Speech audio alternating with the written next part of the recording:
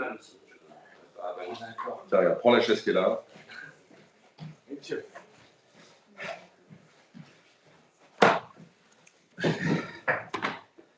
Ça. Mieux.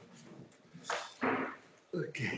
Alors, je te laisse prendre ton souffle. Je dis encore 2-3 bêtises et tu me corriges si besoin. Le livre est clairement un ouvrage de quelqu'un qui avait réfléchi à sa pratique sur le management et faire du conseil en management et stratégie, et clairement l'ouvrage de quelqu'un dont toute la pensée n'avait pas pu être utilisée à plein, ou en tout cas c'est quelqu'un qui avait des choses à dire, mais qui a voulu les dire sous pseudonyme, ce qui est assez intéressant. Donc Camille Desmarais, avant de décider de changer de métier, était consultant en management. Il a également enseigné la littérature et la philosophie. Et le livre est un livre de réflexion sur ce qu'est le management, d'un point de vue historique et conceptuel, mais en quoi est-ce que la profondeur des idées peut amener un peu à corriger un certain nombre de dérives et à se poser la question, peut-on civiliser le management? Alors le mot est un peu fort, donc je voudrais d'abord te poser la question, Rémi, de pourquoi est-ce qu'il fallait civiliser le management, en quoi la question était pertinente pour toi à l'époque? Alors, je vais répondre juste à savoir un petit peu plus sur notre public. Donc là, c'est des étudiants qui sont en master, c'est ça? Alors on a un L là de fond de salle. D'étudiants en master en gestion, il y a du master RH et du master conseil. D'accord. Et quelques-unes qui pourraient envisager la recherche. Et au premier rang, on a des consultants et des enseignants-chercheurs. D'accord. Bon. Oui, donc il faut, pour comprendre ça, il faut un peu resituer le moment dans lequel j'ai exercé les prestations qui sont relatées dans ces livres. Parce qu'en fait, j'ai exercé 3 métiers de suite dans le conseil, on va dire plutôt du conseil en transformation, je dirais de la culture d'entreprise. Donc c'est ce à quoi correspond ce livre-là, pendant 5 ans. Ensuite, j'ai fait un autre métier du conseil auquel vous pouvez être confronté, que je qualifierais plutôt d'intérim de luxe, secrétariat de luxe. Donc ça, c'est un peu autre chose. Puis après, j'ai fait du conseil de direction générale, un métier beaucoup plus brutaliste, si j'ose dire, dans lequel justement on n'est plus du tout en civilisation. Donc si on veut parler des différents métiers du conseil, on pourra revenir aussi sur ces deux autres métiers. Pourquoi est-ce que je parlais de civilisation? C'est parce que dans les clients que nous avions dans cette société étaient, on peut appeler, comme dirait Binsberg, des bureaucraties mécanistes. Donc des banques ou des sociétés de transport public très ingénieristes, très procédurières, avec un assez mauvais climat social, et dans lequel les salariés avaient une forme de sécurité de l'emploi qui faisait qu'on ne pouvait pas, en étant encore plus brutal, imposer une transformation aux organisations. Voilà, donc, typiquement, le cadre de la RATP m'expliquait quand j'ai une grève, au bout de 3 jours, j'ai Matignon au bout du fil. Voilà, donc ça rendait difficile d'installer une espèce de circuit court, injonction, obtention du résultat, comme on peut peut-être l'obtenir un peu plus facilement en période de chômage de masse, dans des structures privées où les gens ont peur de se faire virer s'ils n'obtempèrent pas. Alors du coup, ça obligeait une espèce d'allongement du circuit qui peut exister entre le comportement qu'on attend d'une personne et le comportement qu'on obtient. Donc pour obtenir ce comportement, il fallait passer par un certain nombre d'étapes qui sont un peu celles qu'on observe aussi dans la civilisation des mœurs, comme le dit Norbert Elias, c'est-à-dire que on peut cogner pour obtenir le comportement de quelqu'un, ou alors on peut passer par des manières beaucoup plus raffinées. Et donc là, effectivement, On avait des hiérarchies souvent très ingénieriques, on avait des luttes de clans très enquistées entre syndicats, direction, etc., depuis des décennies. Et si on voulait transformer ces bureaucraties mécanistes industrielles ingénieriques en des sociétés de services, hein, donc par exemple, faire de la... C'est quand même assez bien réussi hein, dans l'ensemble. Hein. Donc aujourd'hui, quand vous prenez les transports, comme moi ce matin, s'il y a un incident, on vous en informe tout de suite, on vous dit la cause, on s'excuse, il y a un message sympathique, etc. Il y a 30 ans, rien de tout cela n'existait. Hein. C'était très différent. Voilà. Et donc, il fallait...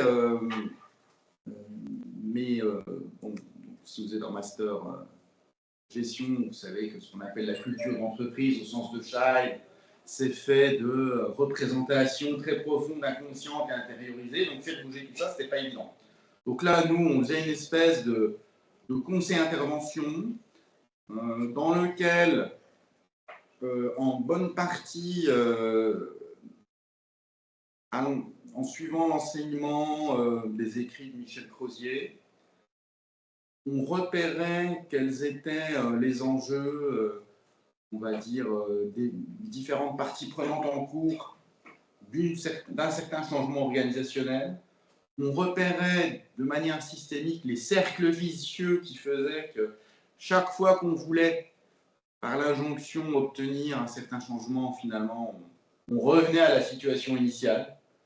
On était face à des systèmes organisationnels et culturels très homéostatiques qui faisaient qu'on voulait instaurer un changement, on se payait une grève, on revenait en arrière, enfin bon, rien ne marchait.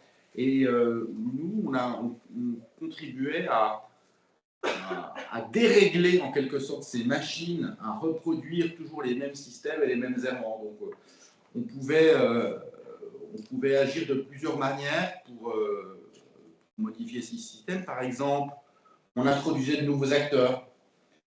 Donc en matière de dialogue social, on faisait ce qu'on appelait passer d'un jeu à deux à un jeu à quatre, c'est-à-dire qu'on avait un jeu à deux, direction, organisation syndicale centrale, et puis en fait les salariés comme l'encadrement étaient un peu spectateurs de tout ça, et rien ne bougeait. Donc nous, on passait un jeu à quatre, dans lequel par exemple on introduisait des médias internes qui faisaient que la direction s'adressait directement aux salariés pour dire, bah voilà, on a eu une réunion, tel jour il s'est passé telle chose.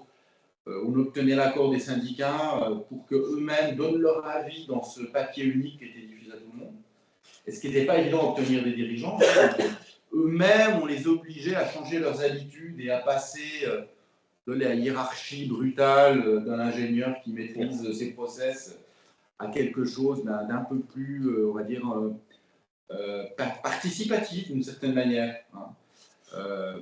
Mais participatif et en même temps un peu manipulatoire, il faut bien le dire aussi. Voilà, mais bon, quand vous allez, ce qu'un collègue expliquait hein, parfois, je me souviens, on faisait une formation au chef d'établissement de la SNCF, il leur disait, bon, vous allez me dire c'est de la manipulation, mais quand vous allez chez votre ostéopathe, il vous manipule aussi, c'est pour votre bien. Hein, c'était un peu ça l'argument. Et on était donc on était obligé de faire ça. Par exemple, on faisait d'autres choses aussi où on réunissait des personnes qui n'avaient pas l'habitude d'être ensemble et on les faisait parler sur un peu des diagnostics organisationnels, des bons fonctionnements, des dysfonctionnements, de la perception. On faisait rentrer la perception du client dans les débats. Et donc, on donnait dans des espaces, on va dire, où tous les niveaux hiérarchiques étaient mélangés, la parole à des gens qui partageaient leur quotidien. Et ça, dans des entreprises très hiérarchisées, dans lesquelles des camps s'étaient un peu cristallisés, c'était nouveau. Donc, j'avais remarqué que si on lisait l'ordre du discours de Michel Foucault, eh bien, ça correspondait assez bien à ce qu'on faisait, c'est-à-dire que nous, on cassait un ordre du discours.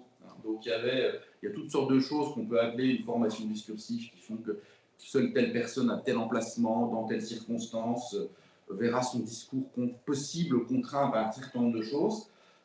Et donc, c'est des habitudes qui se prennent et qui sont tellement intériorisées que si on n'y réfléchit pas, on fait toujours comme ça. Et nous, on était amenés à changer ce genre de choses. Voilà. Donc, c'est un peu comme... Donc, c'était un conseil assez, on va dire, surtout par rapport aux autres métiers que j'ai fait, du conseil que j'ai fait après, qui n'était pas dénué d'une certaine subtilité, hein, il faut le dire. Alors, on le voit dans le livre, puisqu'il y a, il y a de la... Il y a de la sociologie des organisations, il y a du Crozier, il y a de la philosophie, il y a Foucault, il y a des références à l'histoire militaire, il y a de la psychologie. Dans ce que tu parles, il y a aussi cette perspective-là. Toi, ce n'est pas du tout ta formation initiale. J'ai dit que tu avais fait Centrale. Oui, alors voilà. Donc ça, c'était alors... Qu'est-ce que tu es allé chercher dans le conseil? Parce que oui. Il y a plein d'humains, il y a plein de psychologie, il y a plein de sociologie, il y a plein de philosophie. Comment on sort d'une école d'ingénieur et on va faire ça? Alors, le fait de sortir d'une école d'ingénieur avec un diplôme très chic, ça aidait, parce que dans le conseil, souvent, on aime bien vendre du bon diplômé au client, ça le rassure, et puis ça justifie les prix très élevés de la prestation de conseil. Ça, on pourra parler de ça aussi, le conseil à l'argent. C'est quelque chose d'un peu particulier. Et donc, ça m'a permis d'entrer dans le conseil. Mais alors pourquoi est-ce que j'y suis allé? C'est parce que j'avais intellectuellement possiblement deux possibilités, c'est-à-dire travailler dans une grande organisation ou bien faire de la recherche. J'avais pu en côtoyer aussi parce que j'avais fait un DEA en même temps. Là, c'était la recherche en sciences dures, ça me paraissait très... la solitude humaine face à la paillasse, ça ne me plaisait pas. Et puis, le stage que j'avais fait dans une grande organisation, je sentais toute la pesanteur de la grisaille routinière du travail qu'on fait dans une grande organisation. Je sentais que ce n'était pas pour moi. Donc, si on a un esprit un peu créatif, qui aime la variété, le conseil, c'est bien, parce qu'on est confronté à des organisations différentes, qui ont des cultures différentes. Enfin, surtout si on fait du conseil comme celui qu'on faisait là, qui est un peu un conseil de transformation, on va dire, de culture d'entreprise. Quand on fait du conseil intérim de luxe, c'est moins le cas, parce que là, on passe de longs mois dans une organisation en une espèce de, on pourrait dire, observation participante, finalement, ça revient à ça. Hein. Puis après, on change d'observation participante, on est affecté de notre entreprise, et ainsi de suite. Voilà. Donc, mais dans ce métier-là, c'est ça que ça m'apportait. Et puis, en plus, on était en 1993, et donc il fallait entrer dans l'euro. Donc, le gouvernement socialiste de l'époque avait adopté une politique hyper... de restriction des taux d'intérêt hyper récessive, donc il y avait un chômage de masse incroyable, même parmi les jeunes diplômés les plus chics. Donc, de toute façon, il n'y a que là que j'ai trouvé du travail. Ça s'est vite réglé. Ah, d'accord. Voilà. Donc, j'avais deux autres offres d'emploi qui, pendant que je faisais mon service militaire, étaient toutes prêtes et se sont annulées au dernier moment. Finalement, péniblement, j'ai réussi à trouver ce truc. Donc, il faut bien vivre aussi. Mais c'était très séduisant de me dire qu'on allait apprendre des choses. Et puis, la deuxième caractéristique, c'est que c'était la distance, c'est-à-dire que je venais d'un milieu d'enseignant du service public, il n'y avait pas de cadre dans ma famille, je ne connaissais pas le milieu des organisations. Ce que j'en avais connu, voilà, mais l'idée de faire du conseil, c'est d'approcher un petit peu ça sous différents angles, ça me donnera un peu plus une idée de ce que je voudrais faire plus tard. Donc ça peut être un des intérêts aussi quand on fait du consulting, c'est qu'on est confronté à diverses organisations. Alors après, il y a aussi la souffrance du débutant, hein, parce que on ne se sent pas du tout légitime quand on est débutant à, entre guillemets, aller donner des conseils à des cadres chevronnés, des organisations qui connaissent par cœur depuis 20-30 ans. Mais en fait, dans ce qu'on avait fait nous, c'était pas plus mal.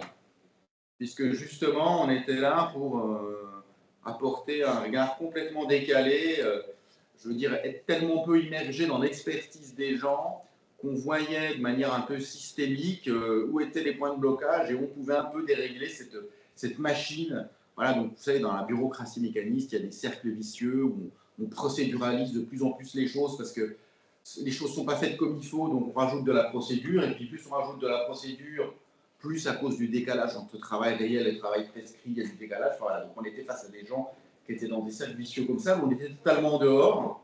Bon. Maintenant, oui, si j'avais su un peu plus de choses en théorie des orgas, je me serais senti un peu plus à l'aise, quoi, c'est sûr. Mais voilà. Et puis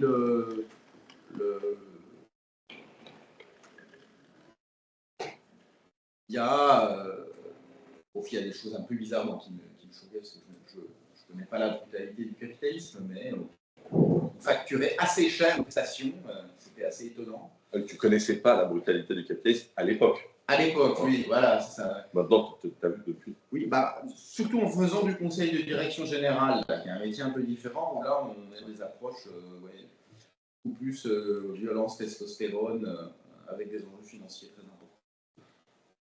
Et des décisions structurantes, même dramatiques, qui se prennent sur la base de données toujours très incomplètes. Enfin, c'est assez fascinant. Hein, voilà.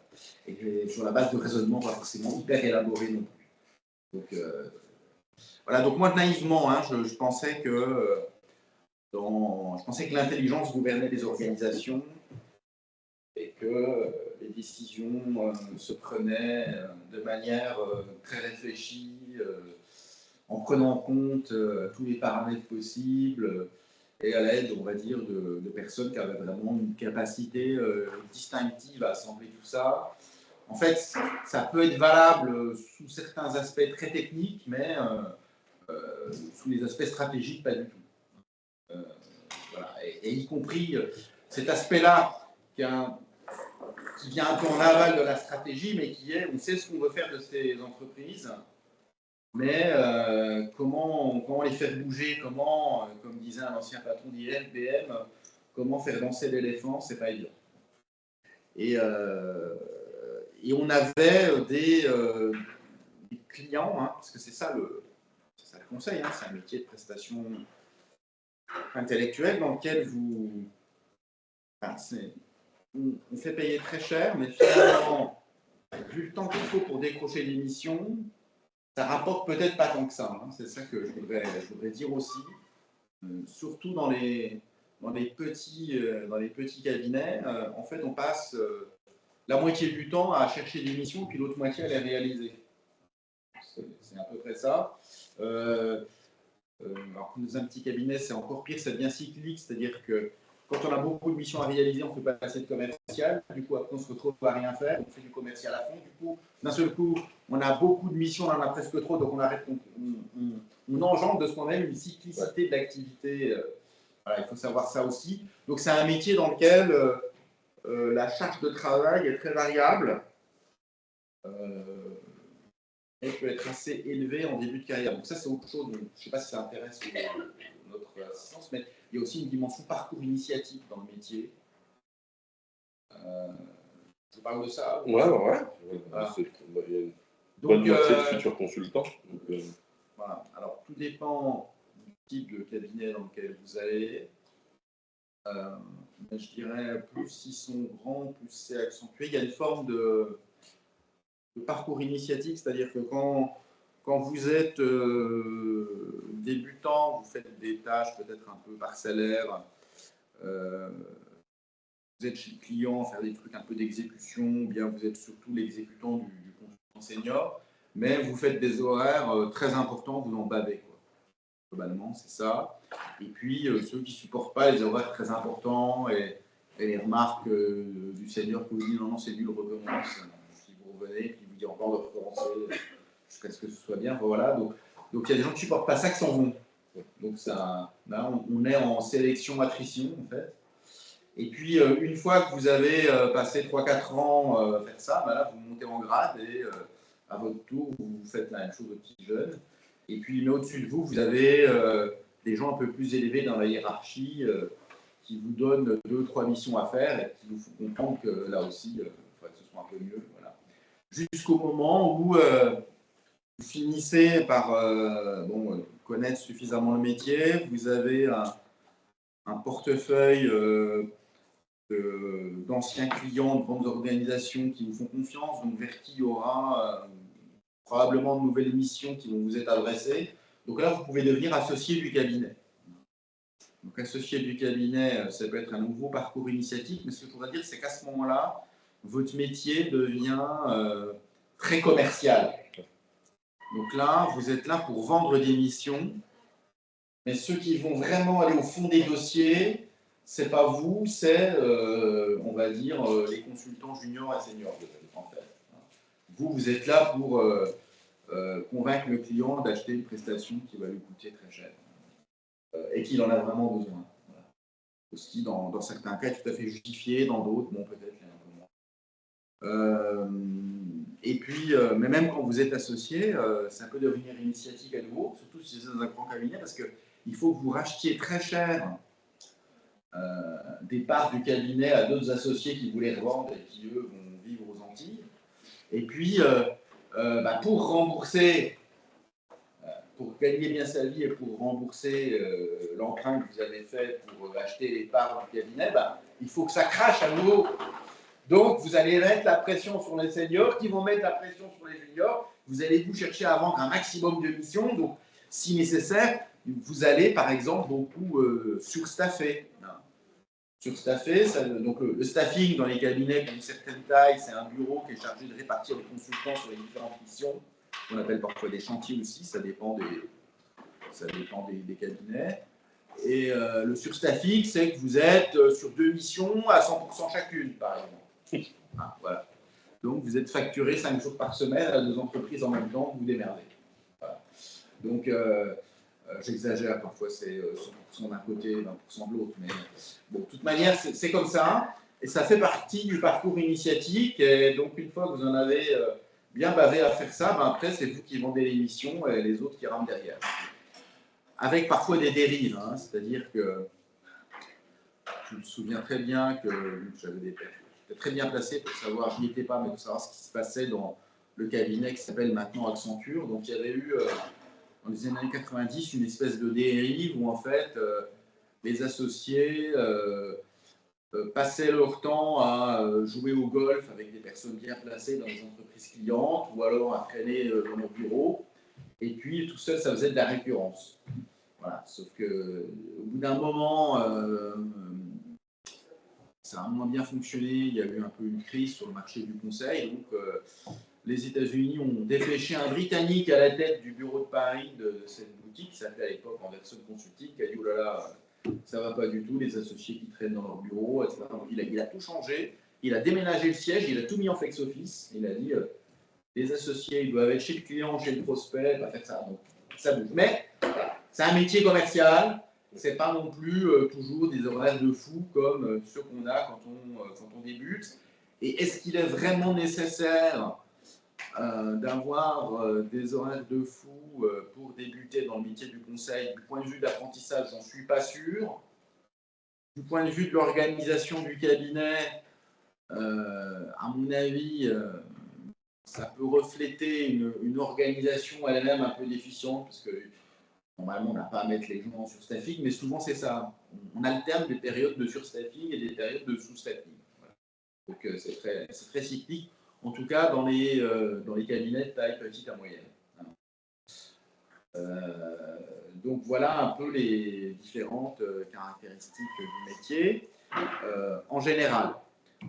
Alors je le dis tout de suite, si on peut bien gagner sa vie quand on fait ce métier, parce que bon, même si les salaires qu'on a n'ont rien à voir avec ce qui est facturé tous les mois, pour ça, parce qu'il faut nourrir la structure et puis qu'il faut rembourser les emprunts des associés qui ont payé cher pour acheter leur part, c'est quand même dans l'ensemble pas trop mal payé. Et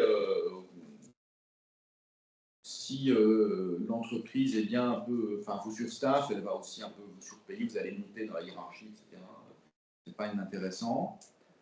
Mais si on veut vraiment s'enrichir, c'est pas en faisant la partie la plus intéressante du conseil qu'on va le faire. C'est-à-dire que l'expérience que j'avais retenue, c'est que les gens qui s'enrichissaient vraiment en faisant du conseil, c'est ceux qui faisaient du volume, c'est-à-dire qui faisaient grossir le cabinet. Et pour faire du volume, on ne peut pas faire, on va dire, des prestations très intellectuelles, de repenser une organisation, de réfléchir à une culture organisationnelle, identifier les points de blocage, faire évoluer. Là, il faut plutôt faire de l'intérim de luxe et on va, entre guillemets, louer des cadres à des organisations.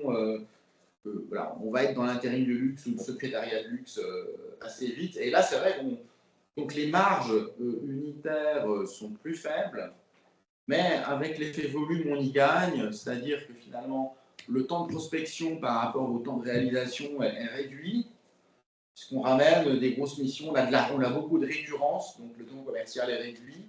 Et puis d'autre part, il y a tellement de monde sous ces ordres que même en faisant une marge unitaire par consultant qui est peut-être moins grande que dans du conseil en stratégie, le volume est tel que là, on accumule beaucoup d'argent. Et puis ensuite, le top du top, c'est on fait grossir son cabinet en volume et puis après, on le revend à un encore plus gros. Alors là on touche.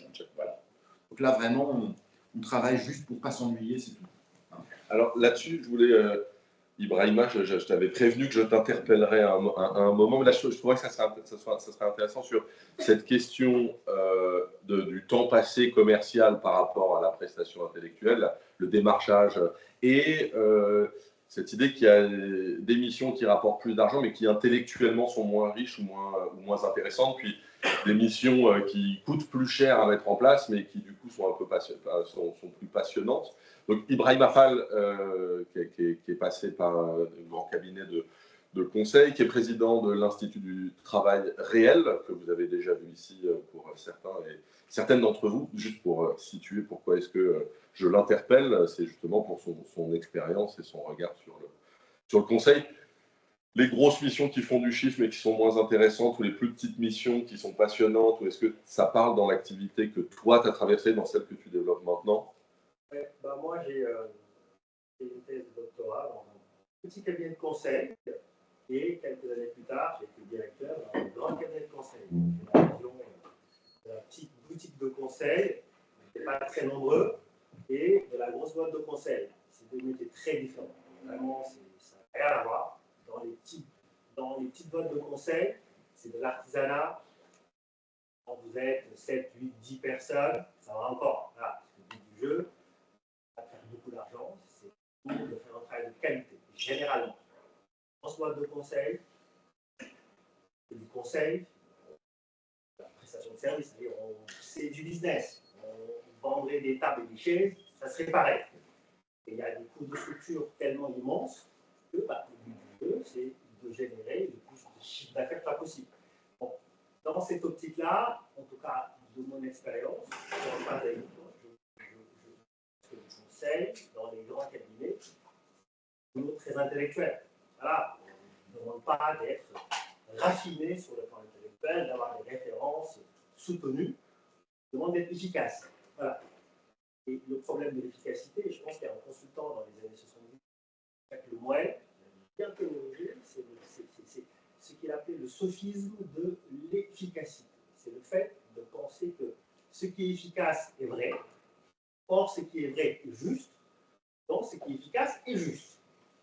Et donc l'idéologie dans ces grands cabinets-là est portée par ce sophisme de l'efficacité. C'est-à-dire que faut vendre tout et n'importe quoi. Le vendredi, ils vont aller pour les musulmans. Le dimanche, ils vont à l'église.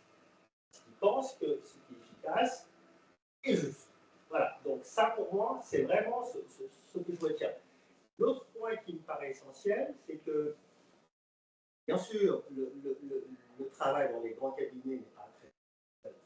Par contre, ce travail-là définit ce que les philosophes nomment l'espace des raisons, c'est-à-dire ce qui est pensable, voilà, et ce qui ne l'est pas.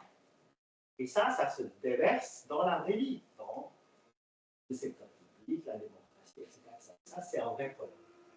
Alors, en défendant, je pense que, étant donné la manière dont les consultants sont formés, comme nous l'avons été, bah, on est formé quand même avec, en général, les sciences de gestion du management, en tout cas la partie mainstream, là, qui postule à peu près que savoir ses pouvoirs, comprendre c'est être capable de refaire, le réel, c'est qu'il se répète.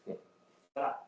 Moi, j'ai rarement vu des consultants formés au travail prescrit, travail réel. Il y a une utilité de cet écart. Donc, on ne peut pas non plus demander à ces gens-là de réciter une leçon qu'ils n'ont pas appris. Donc, voilà, je pense qu'il y a un dialogue. Je pense même qu'on peut aller jusqu'à critiquer la recherche en management, parce que quand je vois passer certains modèles de pilotage de transformation, ça va mourir de rire. Donc, on ne peut pas reprocher les consultants des grands cabinets de bricoler à partir de ces modèles totalement abscons là, qui font fi du travail. Donc voilà, je pense qu'il y a un vrai distinguo à faire entre les petits cabinets et les grands cabinets. Vendre du conseil dans un grand cabinet, ce n'est pas un boulot grand intellectuel. Voilà. 3, ce n'est pas pour autant que cette profession ne définit pas l'espace des réseaux, qui est voilà, cet espace où on retrouve qu'est-ce qui est pensable, qu'est-ce qui est pensable. Le fait, par exemple, que la haute fonction publique pense que tout ce qui vient des cabinets de conseil, c'est bien, c'est parce que les cabinets de conseil ont réussi quelque part, en fait. Voilà, à instiller, à distiller dans les cerveaux voilà, le fait que ce qu'ils font, c'est bien, c'est efficace, c'est juste, c'est vrai, voilà, etc. Voilà, donc, grosso modo, je pense que on ne peut pas interroger le conseil en management sans interroger la recherche en management. Dans toute une partie, à mon avis, et net. Donc, ce que je pourrais ajouter, c'est que ce que dit Imam me fait beaucoup penser ce que j'ai fait par la suite en conseil de direction générale. C'est-à-dire que là, j'étais avec des gens qui avaient fait des MBA et qui étaient donc très sûrs dans leur schéma problème-solution. C'est-à-dire que par rapport à tel contexte, vous faites telle stratégie, par rapport à telle stratégie, c'est tel type d'organisation qui sera le bon.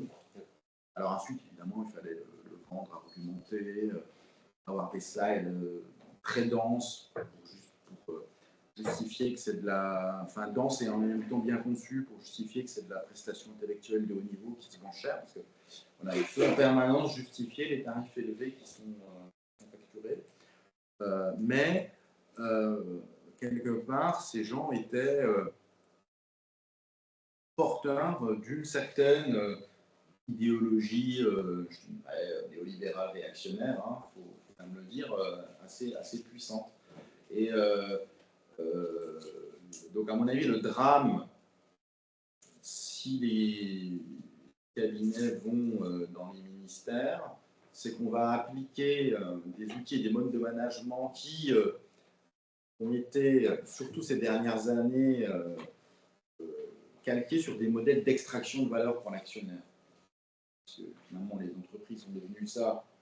Du CAC 40, c'est des extensions des marchés financiers.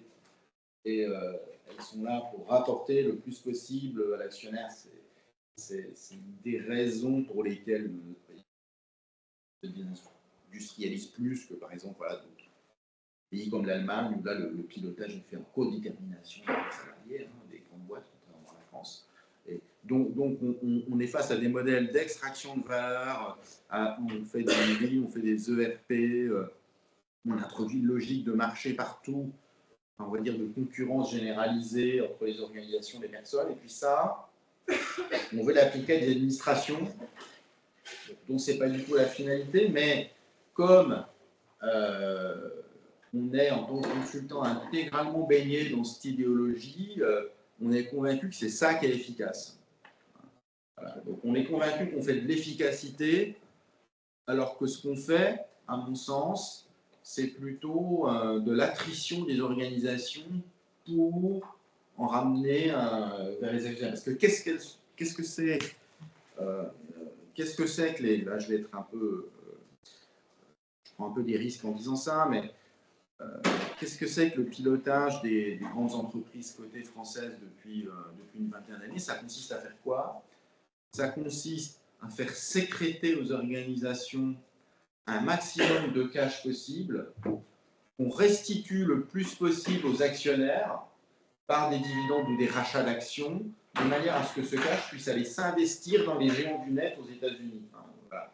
Donc, et là, dans les géants du net aux États-Unis, ils peuvent faire des pertes pendant des années, il n'y a pas de problème, on va mettre autant d'argent qu'ils veulent, parce qu'on sait qu'au final, ils auront une position de monopole et que ça va rapporter au plus. Mais on ne laisserait pas du tout faire ça à une entreprise cotée française. Dès que le taux de rentabilité, on va dire le taux de résultat par action commence à baisser, tout de suite, c'est l'alerte, il faut dégraisser les effectifs, etc.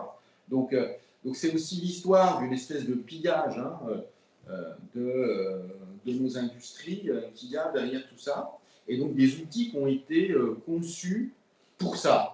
Et ça, on va l'appliquer à nos administrations. Ah oui, on voit ce que ça donne à l'hôpital, par exemple. Donc, voilà, donc on calque à l'hôpital des modèles qui sont conçus pour maximiser la valeur pour l'actionnaire. C'est pas le but de l'hôpital. Alors, juste avant, parce que tu disais qu'avec la recherche en management était inepte, ça a fait réagir un chercheur en management. Une partie. On a un chercheur en management.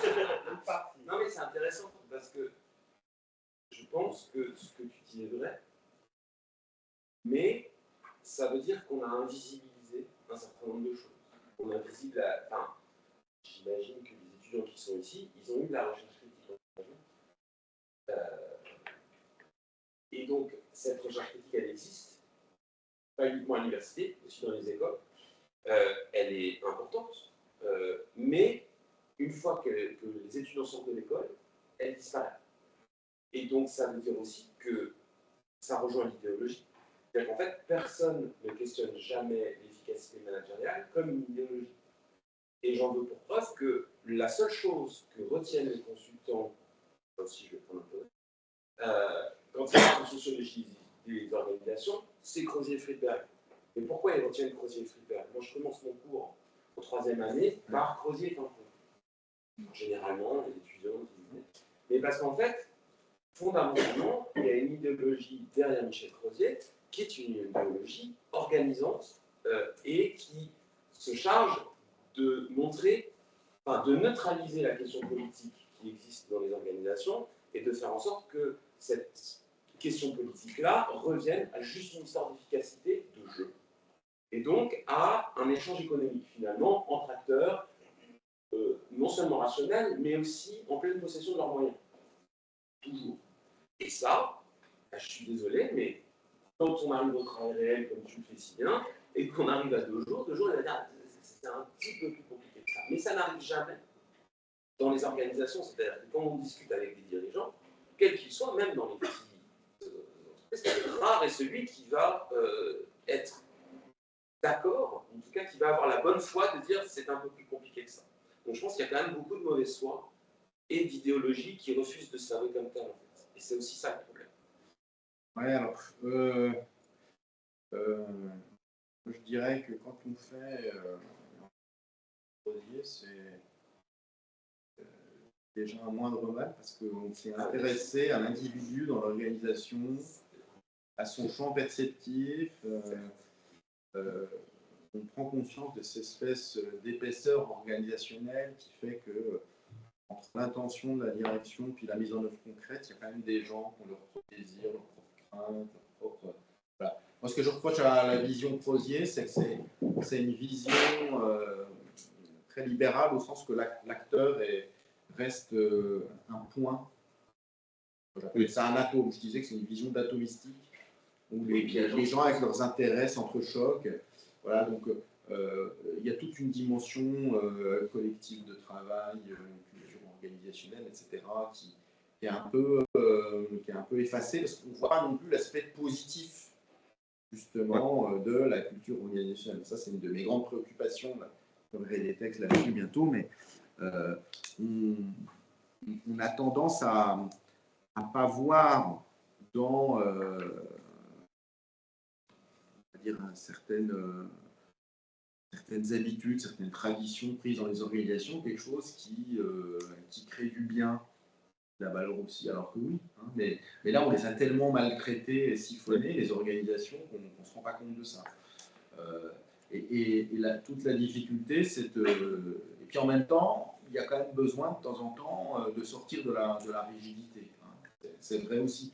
Donc, il y a aussi des chercheurs critiques en organisation qui ont critiqué la lourdeur bureaucratique. Hein. Donc, il y a, dans les années 40, 50,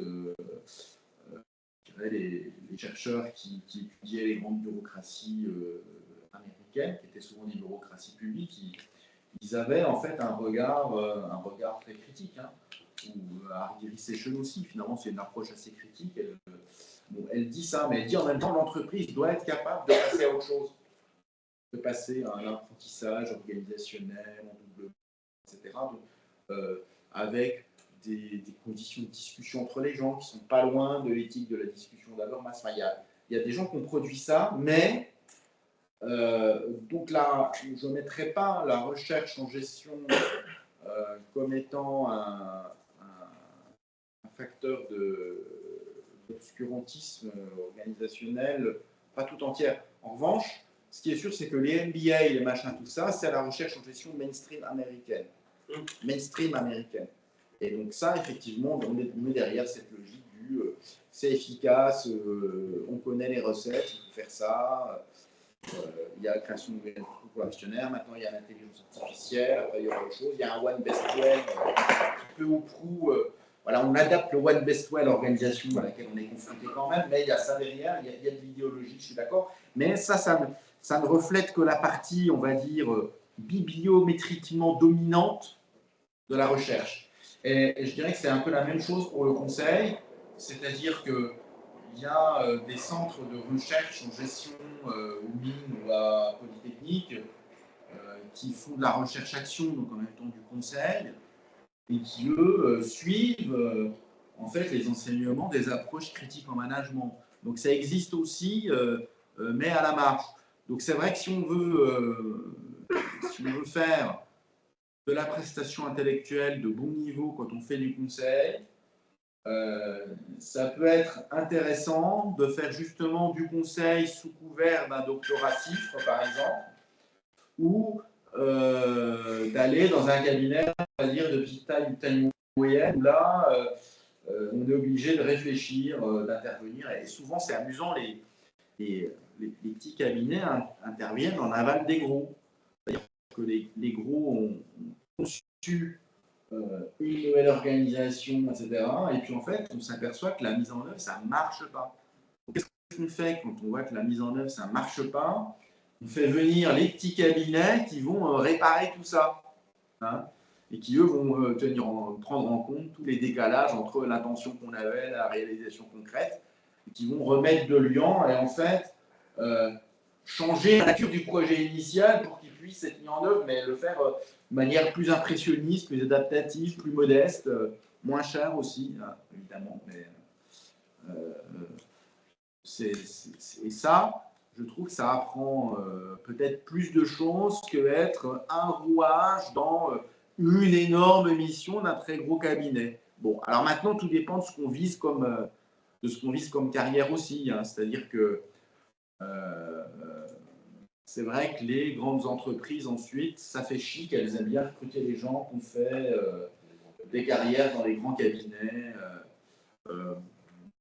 Et je crois que c'est aussi parce qu'elles recherchent une certaine forme de conformité, hein, il faut le dire. Donc c'est ça qu'elles achètent. En revanche, si on a envie de faire un métier intelligent, en restant dans le management, on peut aller. Enfin, moi, j'ai été dans des cabinets petits, de taille moyenne, et voilà, j'ai appris vraiment beaucoup de choses. Bon. Bon, à la fin, j'en ai eu marre, je croyais que j'apprenais plus assez, donc j'ai fait un doctorat, je suis allé dans l'enseignement à la recherche, mais je dirais ça. Hein, c'est pas dans les gros cabinets qu'on va, surtout quand on est junior, on est là pour agir, pas pour réfléchir. Oui, Je ne sais pas si on a le temps pour ça. Non, mais vas-y. Merci. Là, pour le coup, je m'adresse à Rémi Jardin et qui prend un recul sur Camille Desmarais, c'est-à-dire que ce que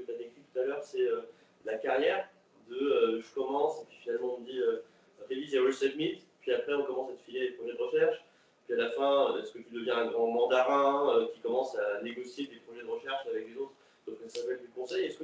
Est-ce que cette comparaison elle est valide, sachant que là on s'adresse aussi à des étudiants de conseil et recherche? Est-ce que finalement c'est le même type de carrière, avec le même type de processus, ou est-ce que c'est un peu caricatural?